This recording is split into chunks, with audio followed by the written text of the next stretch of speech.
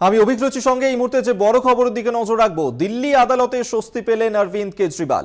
অরবিন্দ কেজরিওয়ালের মুখ্যমন্ত্রী পদ থেকে অপসারণ নিয়ে যে মামলা করা হয়েছিল সেই মামলাতেই দিল্লি হাইকোর্টে স্বস্তি পেলেন তিনি এবং তার সেই অপসারণ মামলা খারিজ করা হয়েছে। আমরা এই নিয়ে বিস্তারিত জানবো। পল্লব চট্টোপাধ্যায় আমাদের সঙ্গে টেলিফোনে রয়েছেন, প্রতিনিধি পল্লব দা।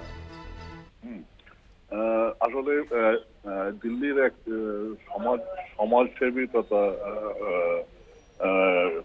ফার্মার কৃষক, তিনি এই মামলাটা এনেছিলেন। তার বক্তব্য ছিল আর্থিক কেলেঙ্কারিতে অভিযুক্ত কোন ব্যক্তি মুখ্যমন্ত্রী পদে থাকতে পারেন না, সেটা সংবিধানের বেশ কিছু ধারার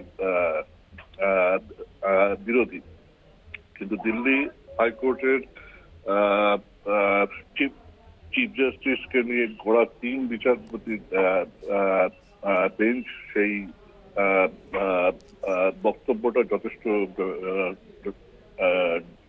যথেষ্ট গ্রহণযোগ্য বলে মনেটা না করায় আজকে মামলাটা খারিজ হয়েছে। তবে আজকে এনফোর্সমেন্ট ডিরেক্টরের হেফাজতের মেয়াদ কিন্তু কেজরিওয়ালের ক্ষেত্রে শেষ হচ্ছে। তাকে আজকে বিকেলে রাউস অ্যাভিনিউ কোর্টেতে বিকেলে হাজির করা হবে বলেও কিন্তু জানা যাচ্ছে। এইটুকুনি আপাতত জানা গেছে।